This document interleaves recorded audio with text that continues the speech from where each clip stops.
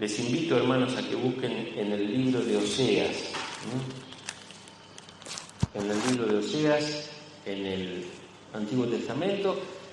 Oseas es el primero de los profetas mayores que aparece en la Biblia, después de Daniel. Y no es que, digamos, los profetas menores son menores en cuanto al mensaje poderoso que tuvieron, sino en cuanto a la extensión del mensaje que quedó registrado en la palabra. Sabemos que otros profetas como Ezequiel, Isaías, Jeremías, tienen, digamos, profecías mucho más extensas, más largas y que quedaron registradas en la palabra de Dios. Pero lo que vamos a ver hoy, de alguna forma un pantallazo, porque sería muy interesante poder estudiar todo el libro de Oseas, capítulo por capítulo, versículo por versículo, porque hay tanta enseñanza. Es de alguna forma una ilustración, una alegoría de lo que significa el amor de Dios para con Israel y para con nosotros, que somos injertados de Israel, es decir, somos hijos adoptivos de parte de Dios, ¿no es cierto? Y yo quisiera, digamos, antes de entrar en lo que sería el amor específico de Dios, mostrar lo ilógico, como decía recién, o lo incomprensible de ese amor, porque lo que vamos a ver hoy es todo lo que el pueblo de Israel hizo como para no ganarse el amor de Dios, como para que Dios tuviera un desprecio definitivo y total de su pueblo. Y en cierta manera nosotros, que estamos en este tiempo y que somos hijos, como dije antes, adoptivos de Dios, realmente hacemos lo mismo, mis hermanos. Muchas veces condenamos al pueblo de Israel y nosotros hacemos muchas cosas similares, incluso algunas cosas peores que el pueblo de Israel.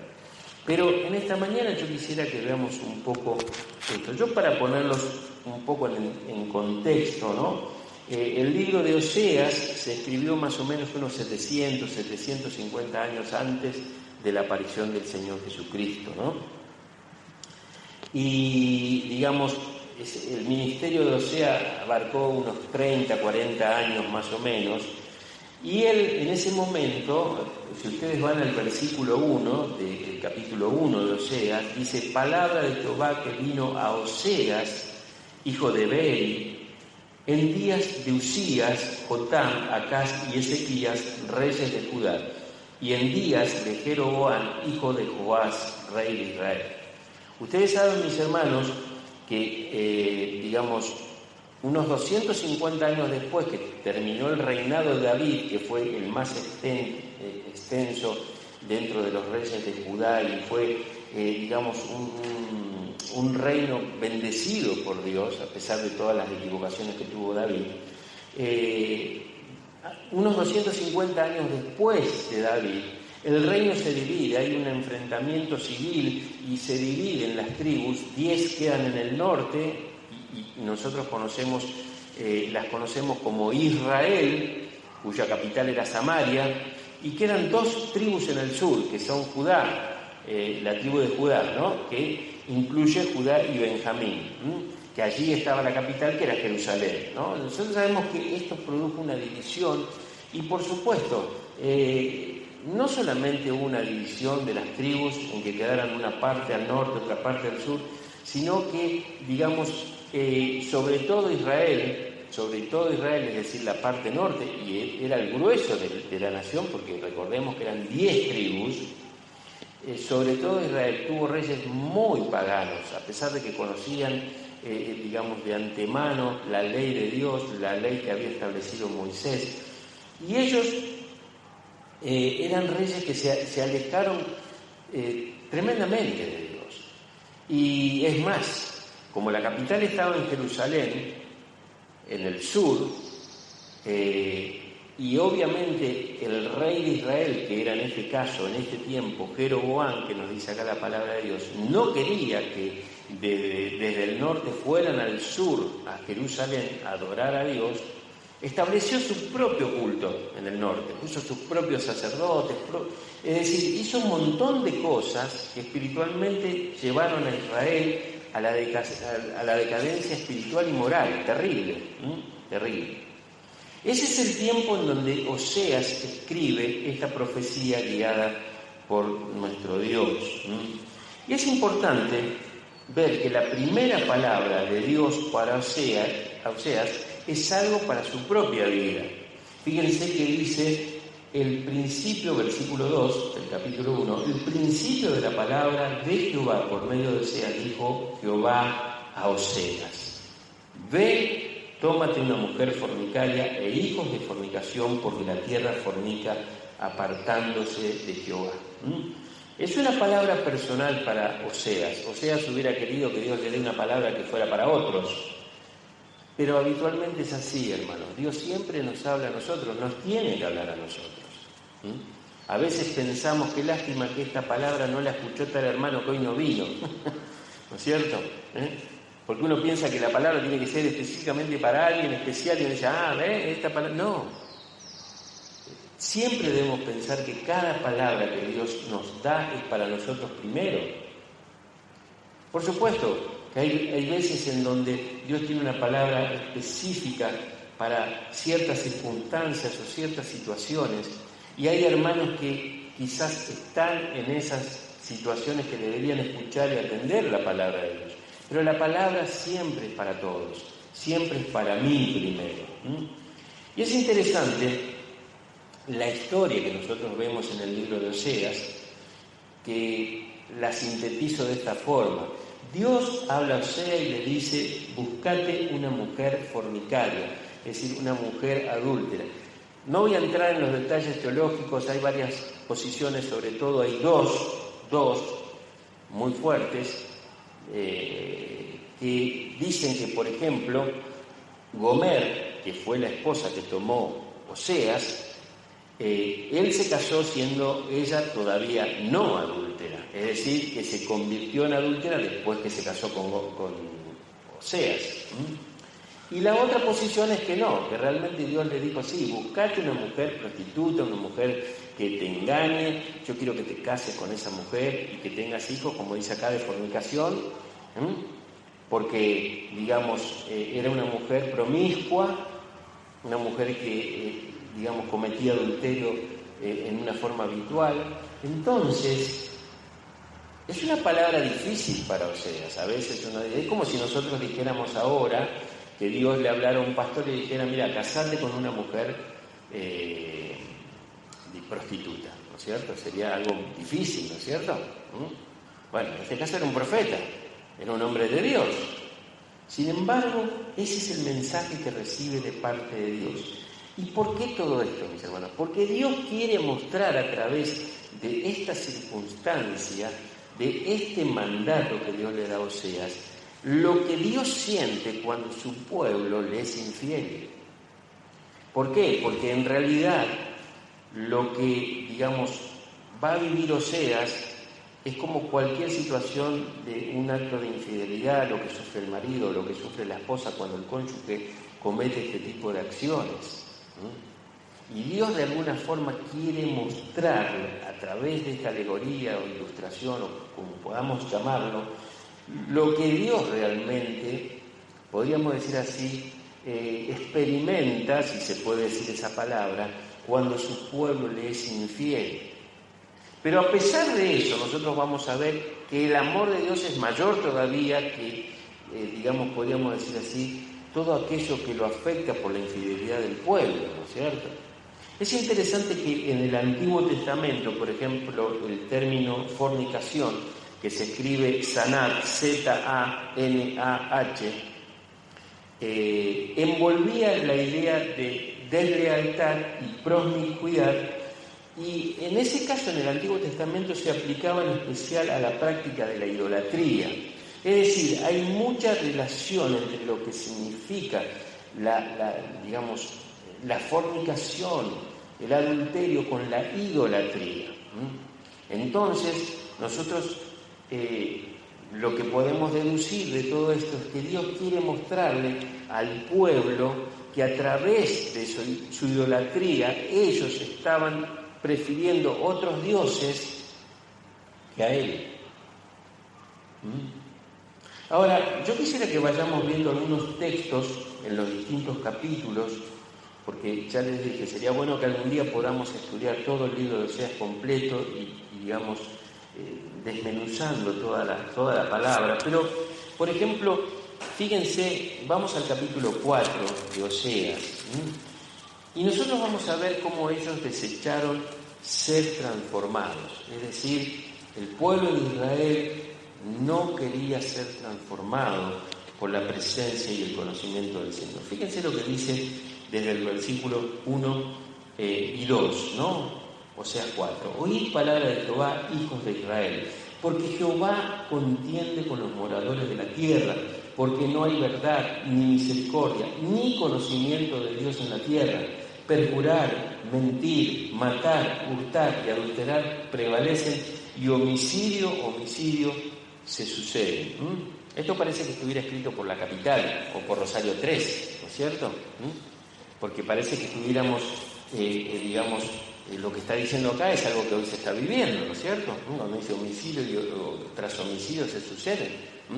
Y estamos, yo diría, en la ciudad más violenta del país. Ahora,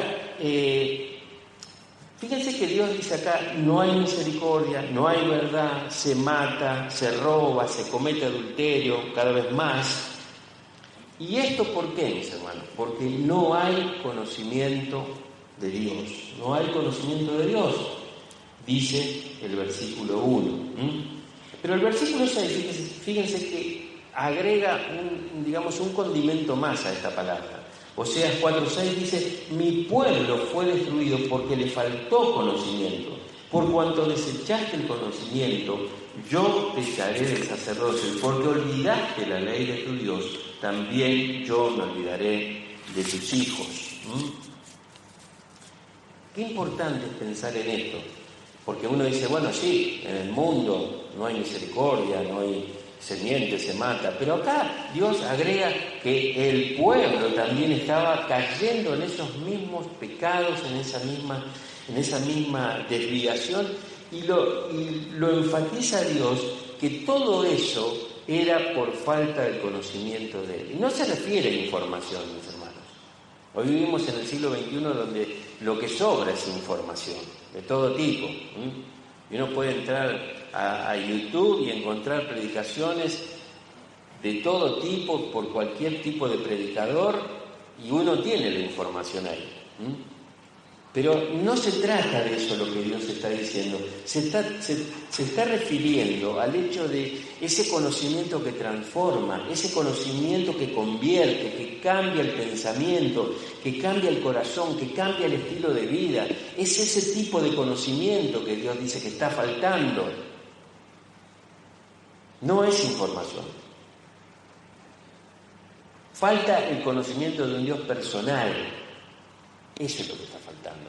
Y acá estaba faltando, y por supuesto Dios dice, mi pueblo fue destruido a causa de eso. Y encima dice, y olvidaste el versículo 6, la ley de tu Dios.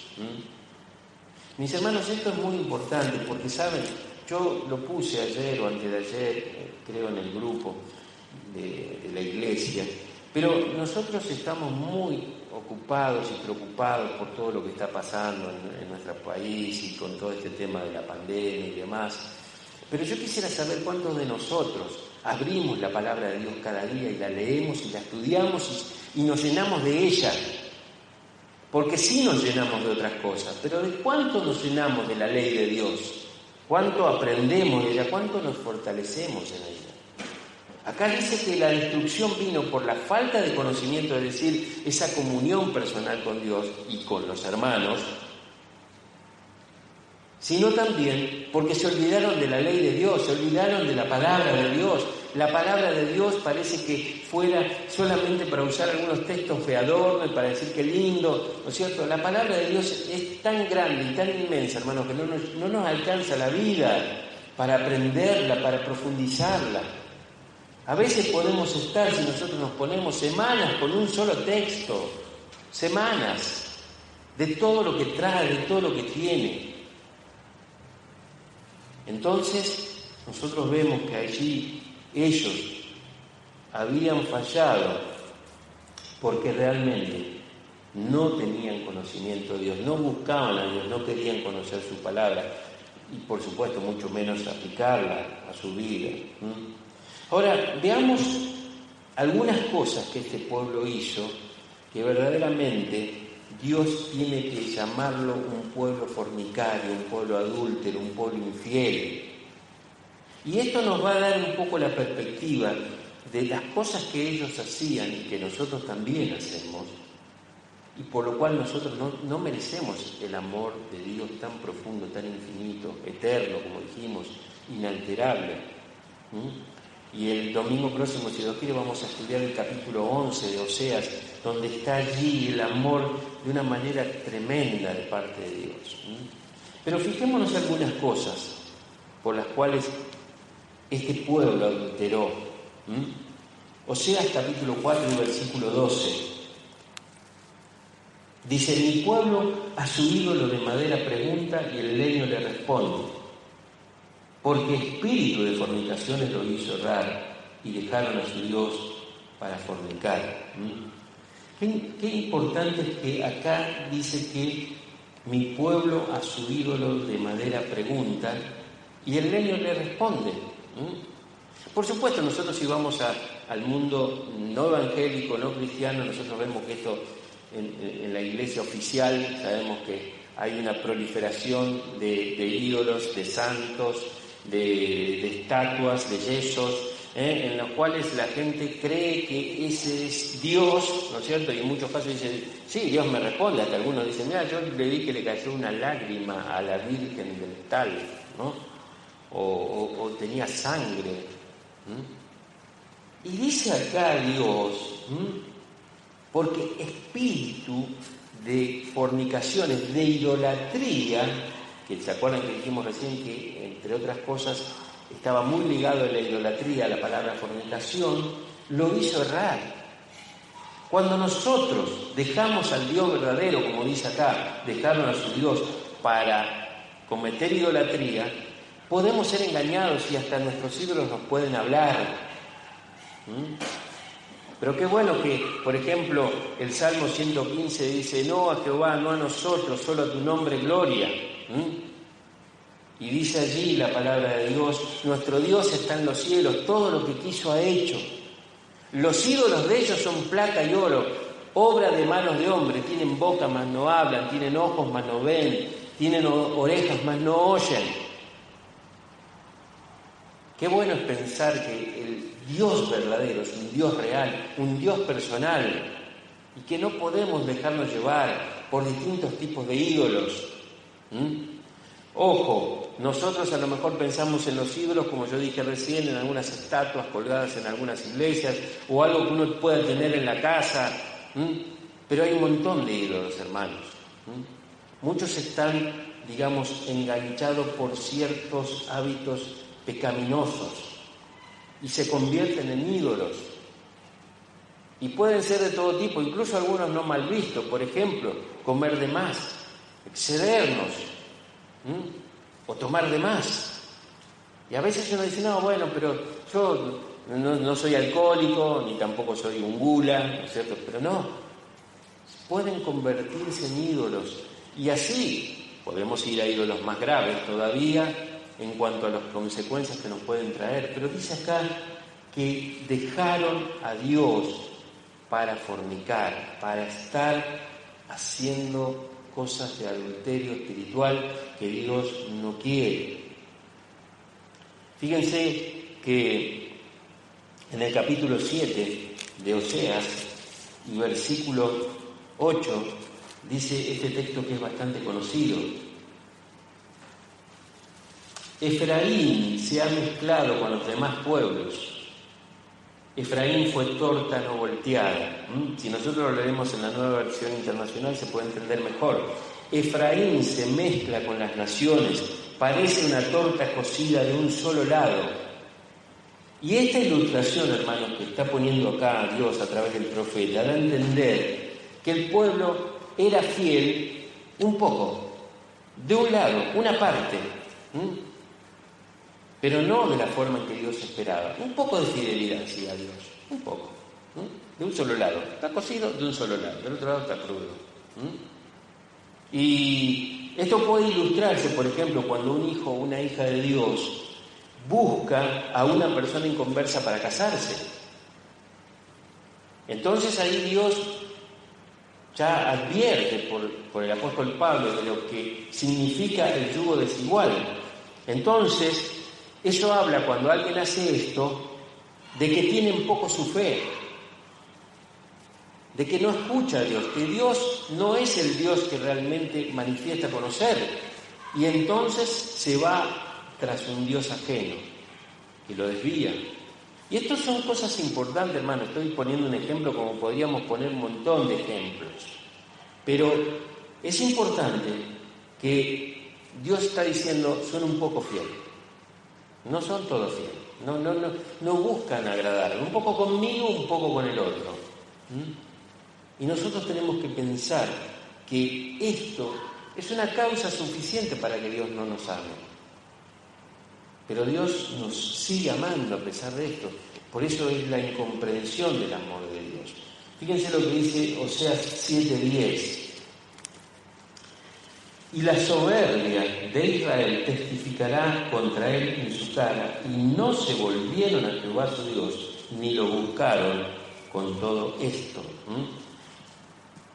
En el reinado de Jeroboam, a pesar de que había sido un reinado que trajo muchas consecuencias espirituales, por supuesto malas, y morales, había sido un reinado desde el punto de vista económico y político bastante exitoso. Y había prosperidad en Israel, porque Dios lo permitía, ¿no es cierto? Uno lo puede leer esto en la historia de los reyes, ¿no es cierto?, en el caso de Jeroboam.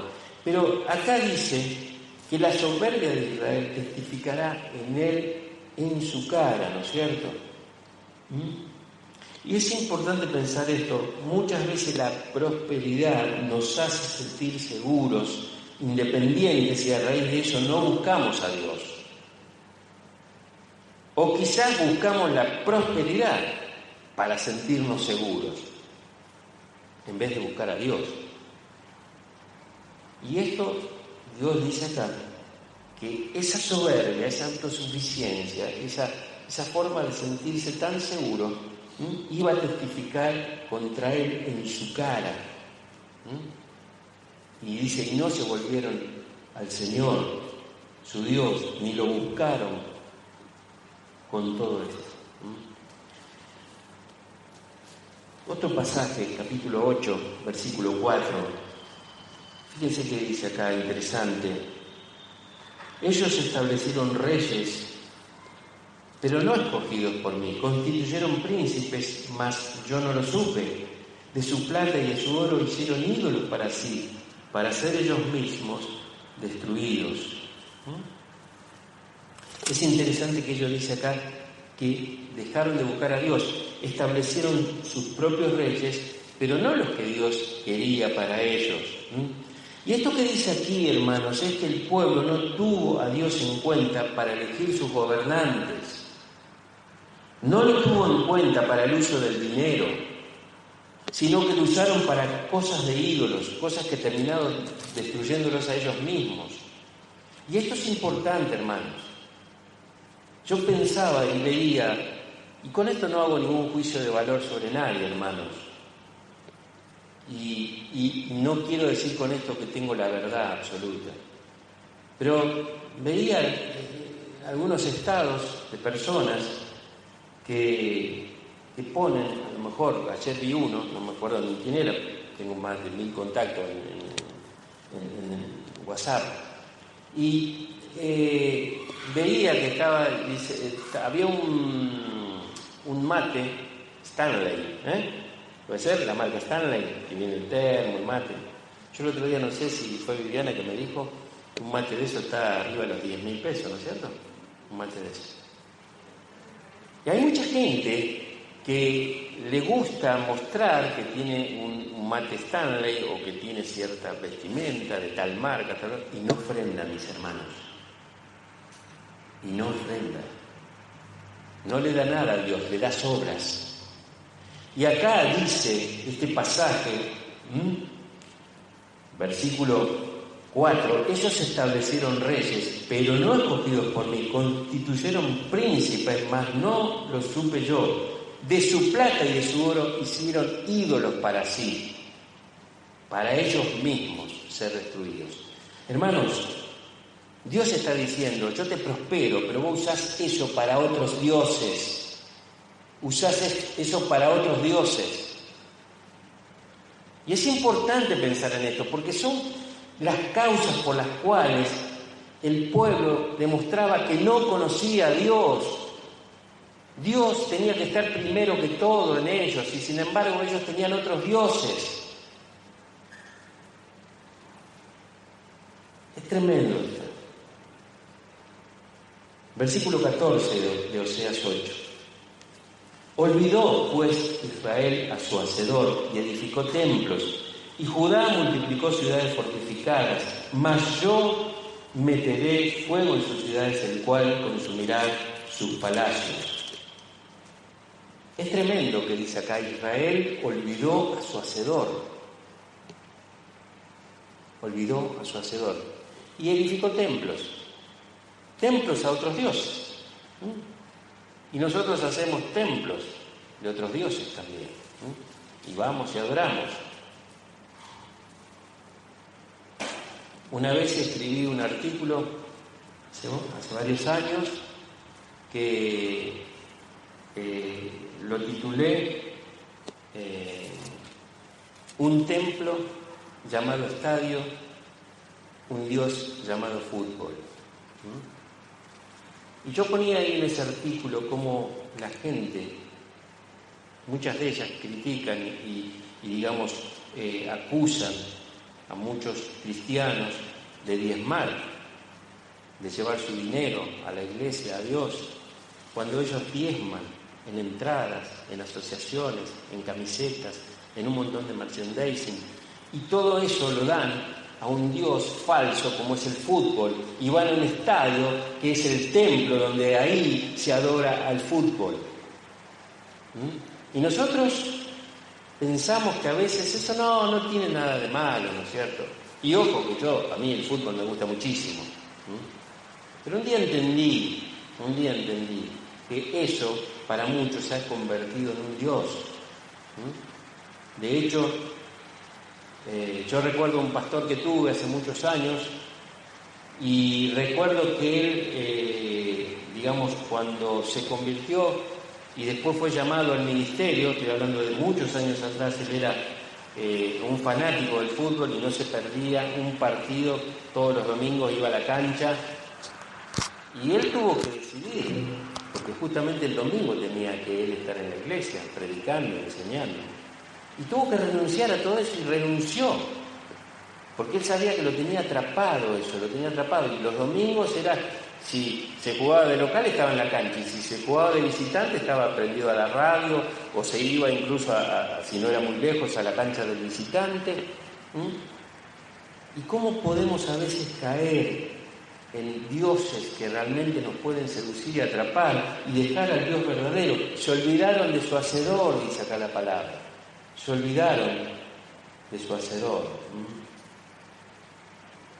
Capítulo 10 de Oseas, versículo 13. Dice, habéis arado impiedad y segasteis iniquidad.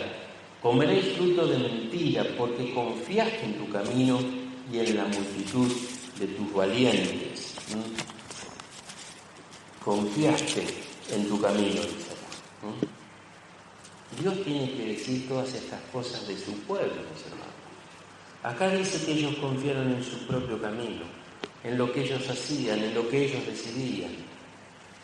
Entonces, nosotros viendo estas simples, hay muchas más, pero nos llevaría mucho más tiempo, pero viendo estas causas, no podríamos pensar que Dios, aún así, a pesar de todo eso, lo que estuvimos viendo y leyendo, Dios amara tanto a su pueblo, a pesar de todas esas infidelidades, a pesar de todos esos dioses, a pesar de todas las fornicaciones de ese pueblo.